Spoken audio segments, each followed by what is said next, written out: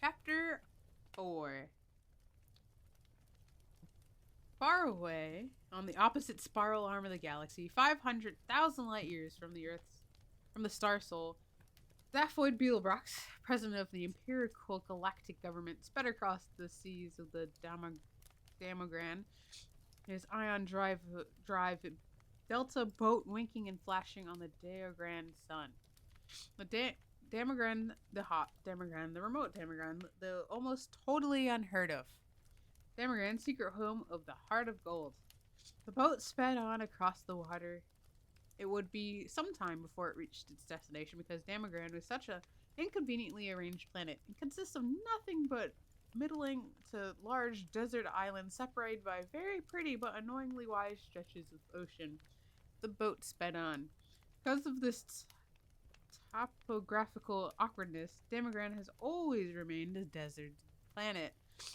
This is why the Empirical Galactic Government chose Damogran for the Heart of Gold project, because it was so deserted. The Heart of Gold project. And the Heart of Gold project was so secret.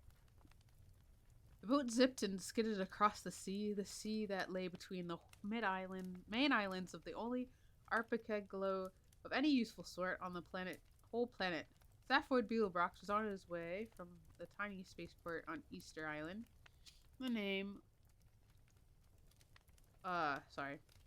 the name was entirely meaningless coincidence. The galactic speak Easter means small flats and light brown. So the Heart of Gold Island, which is by another meaningless coincidence, was called France. One of the side effects of work on the Heart of Gold was a whole string of pretty meaningless coincidences. It was not in any way a coincidence that today, the day of culmination of the project, the great day of unveiling, the day that the Heart of Gold was finally introduced to the Marveling Galaxy, was also the great culmination of for Zaphoid Beetlebrox. It was for the sake of this day they first decided to run for presidency, a decision that had sent shockwaves of astonishment through the Imperial Galaxy. Zaphoid Beetlebrox? President? Not the Zaphoid Beetlebrox. Not the president. Many had seen it as clinching proof that the whole of known creation had finally gone bananas. Zaphoid grinned and gave the boat an extra kick of speed. Zaphoid Beetlebrox, adventurer, ex-hippie, good timer, crook? Quite possibly. Maniac, self-publicist, terrible bad at relationships, often thought to be completely out of touch. I forgot there's like a footnote, but you read I was like, what is this tiny? Sorry. Completely out to lunch. President? No one had gone bananas, not in that way at least. Only 6 people in the entire galaxy understood the principle on which the galaxy was governed. They knew that once Zaphoid Beetlebrox had announced his intention to run as president, it was more or less a fait accompli. He was ideal presidency fodder. We're gonna skip to the footnote. President. Full title. President of the Empirical Galactic Government. The term imperial is kept through. It is now an anachronism. I give up. You can read the word yourself. Hereditary emperor is nearly dead. It has been for many centuries. In the last moments of his dying coma, he was locked in the stasis field, which keeps him in the state of perpetual unchangingness. All his heirs are now long dead. This means that without any drastic political upheaval, power has simply and effectively moved a rung or two down the ladder, and is now seen to be vested in a body that used to simply act as advisors to the emperor. An elected governmental assembly headed by the president, elected by that assembly. In fact, it vests in no such place. The president, in particular, is very much a figurehead. He wields no real power whatsoever. He's apparently chosen by the government, but the qualities he is required to display are not of those of leadership, but those of finely judged outrage. For this reason, the president is always a controversial choice. Always an infuriating but fascinating character, his job is not to wield power but to draw attention away from it. On those criteria, Savoy Beetlebrox is one of the most successful presidents the galaxy ever had. He has already spent 2 of his 10 presidential years in prison for fraud. You feel a lot better about for fraud. Very, very few people realize that the president of the government has virtually no power whatsoever. And one of those few people, only 6 know how ultimate political power is wielded. Most of the others secretly believe that the ultimate decision-making process is handled by a computer. They wouldn't be more wrong. Back to the story. What they had completely failed to understand was why Zaphroid was doing it. He banked sharply, shooting a wild wall of water at the sun. Today was the day. Today was the day that when he would realize that what Zaphroid has been up to. Today is what Zaphroid Beetlebrox's presidency is all about. Today was also his 200th birthday, but that was just another meaningless coincidence. As he skipped his boat across the seas of Dagamaran, he smiled quietly to himself about what a wonderful, exciting day it was going to be. He relaxed and spread his 2 arms lazily along the seat back. He steered with an extra arm he recently had fitted just beneath his right one to help improve his ski boxing. Hey, he cooed to himself. Oh. Okay. There we go. Hey, he cooed to himself. You're a real cool boy, you. But his nerves sang a strong shriller and a dog whistle. The island of France was about 20 miles long, 5 minutes across the middle, sandy and crescent shapes. In fact, seemed to exist not so much as an island as its own right as simply means of defining the sweep and curve of a huge bay. This impression was heightened by the fact that the inner coastline of the crescent consisted almost entirely of steep cliffs. From the top of the cliff, the land sloped down 5 miles to the opposite shore. On the top of the cliff stood a reception committee. It consisted in a large part of the engineers and researchers who had built the Heart of Gold, mostly humanoid.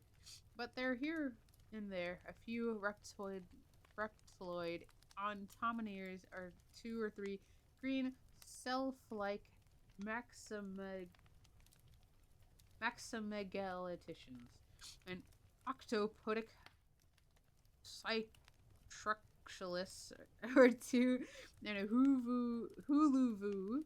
A huluvu is a super intelligent shade of the color blue. Big huluvu fan. Except the huluvu were resplendent in their multicolored ceremonial lab coats, and the huluvu had temporarily refracted into a freestanding prism for the occasion. There was a mood of immense excitement through all of them. Together and between them had gone to and beyond the furthest limits of physical laws, reconstructed fundamental fabric of matter, strained, twisted, and broken laws of possibility and impossibility. But still, the greatest excitement of all seemed to be meet a man with a orange sash around his neck. An orange sash was what the president of the galaxy traditionally wore. It might not have had much difference to them if they had known how much power the president of the galaxy actually wielded. None at all. Only 6 people in the galaxy knew that the job of the galactic president was not to wield power, but to attract attention away from it. Zaphroid Beetlebrox was amazingly good at his job. The crowd gasped, dazzled by sun and seamanship, as the presidential speedboat zipped around the headland into the bay. It flashed and shone as it came skating over the sea in a wide skidding turns. In fact, it didn't need to touch the water at all because it was supported by a hazy cushion of ionized atoms. But just for effect, it was fitted with thin fin blades which could be lowered into the water. They slashed sheets of water hissing into the air, carved deep gashes into the sea which swayed crazily and sank back, foaming in a boat's wake as it careered across the bay. Zaphroid loved the effect. It was what he was best at. He twisted the wheel sharply. The boat skidded around the wild scything skid beneath the cliff face and dropped to rest lightly on the rocking waves. Within seconds, he ran out to the deck, waved and grinned at over 3 billion people. The 3 billion weren't actually there, but they watched his every gesture through the eyes of a small robot tri-D camera, which hovered.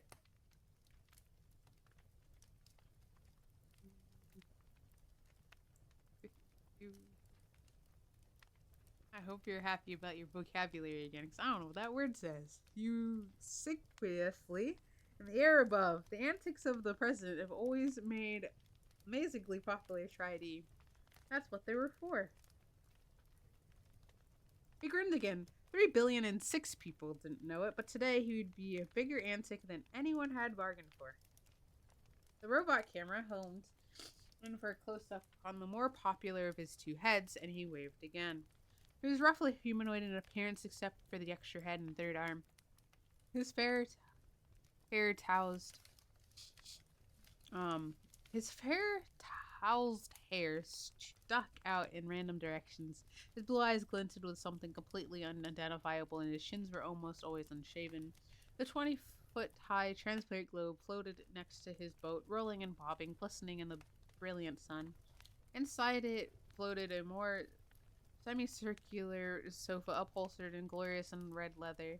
The more the globe bobbed and rolled, the more the sofa stayed perfectly still, steady on an upholstered rock.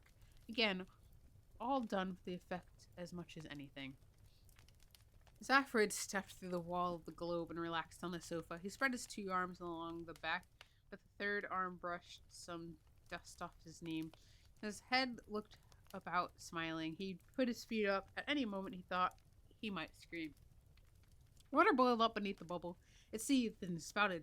The bubbles surged through the air, bobbling, rolling on the water spout. Up it climbed through the slits of the light and at the cliff. Up it surged on the jet, water falling beneath it, crashing back into the sea hundreds of feet below. Zaphrid smiled, picturing himself. A thoroughly ridiculous form of transport, but a thoroughly beautiful one. At the top of the cliff, the globe wavered for a moment, tipped onto a railed ramp, rolled down into a small concave platform, and riddled to a halt. To tremendous applause, Zaphroid Beetlebrock stepped out of the bubble, his orange sash blazing in the light. The president of the galaxy had arrived. He had waited for the applause to die down. He raised his hand in greeting. "Hi," he said. A government spider sidled up to him and attempted to press a copy of his prepared speech into his hands. 3 pages to 7 of the original version were at the moment floating soggily in the Damagran Sea, some 5 miles out from the bay. Pages 1 and 2 had been salvaged by a Damagran found crested eagle, and had already become incorporated into an extraordinary new form of nest which the eagle had invented. It was constructed largely of paper mache. I didn't know that's how you spelled paper mache. It was virtually impossible for a newly hatched baby eagle to break out of it. The Demogron crested eagle had heard of the notion of survival of a species, but wanted no truck with it.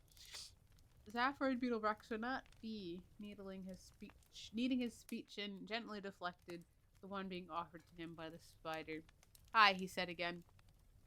Everyone beamed at him, or at least nearly everyone. He singled out Trillian from the crowd. Trillian was a girl that Zaphroid had picked up recently while visiting the planet just for fun, incognito. She was slim, darkish, humanoid, with waves of long black hair, a full mouth, and an odd little knob of a nose, and ridiculously brown eyes. Her red headscarf knotted in a particular way, and her long flowing silky brown dress. She looked very Arabic. Not that anyone had ever heard of an Arab, of course. The Arabs had recently ceased to exist, and even when they had existed, there were 500,000 light years from Damagran. Trillian wasn't anybody in particular, so Zaphroid claimed. She just went around with him rather a lot and told him what she thought of him. "Hi, honey," he said to her. She flashed him a quick, tight smile and looked away. Then she looked back for a moment and smiled more warmly, but this time he was looking at something else. "Hi," he said. The small knot of creatures from the press who were standing nearby, wishing he would stop saying hi and get on with the quotes. He grinned at them particularly because he knew in a few moments he would be giving them one heck of a quote. The next thing he said, though, was not a lot of use to them. One of the officials of the party had irritably decided the president was clearly not in the mood to read the deliciously turned speech that had been written for him, and flipped on the switch on the remote control device in his pocket. Away from them, a huge white dome that bulged against the sky, cracked down the middle, split, and slowly folded itself down into the ground. Everyone gasped, although they had perfectly known it was going to do that because it had been built that way. Beneath it lay uncovered a huge starship, 150 meters long, shaped like a sleek running shoe, perfectly white and mind-bogglingly beautiful. At the heart of it, unseen, it lay a small gold box which carried within it the most brain-wrenching device ever concealed, a device that made the starship unique in the history of the galaxy, a device which, after the ship had been named, Heart of Gold. Wow, said Zaphod Beobrax to the Guard of Gold. There wasn't much else to say. He had said it again because he knew it would annoy the press. Wow. The crowd turned their faces back toward him unexpectedly. He winked at Chilean, who raised her eyebrows and widened her eyes at him. She knew she knew what he was about to say and thought him a terrible show-off. That is really amazing, he said. That really is truly amazing. That is so amazing, I think I'd like to steal it. A marvelous presidential quote. Absolutely true to form. The crowd laughed appreciatively. The newsmen gleefully punched buttons on their sub at the newsmatics, and the president grinned. As he grinned, his heart screamed unbearably and fingered the small paralosomatic bomb that was nestled quietly in his pocket. Finally, he could bear it no more. He lifted his head up to the sky, let up a wild whoop in major thirds. Sorry. A wild major thirds threw the bomb to the ground and ran forward through the sea of suddenly frozen, beaming faces. I was imagining that. I was like, how does he... Yeah, never mind. Major thirds, guys. It's fine.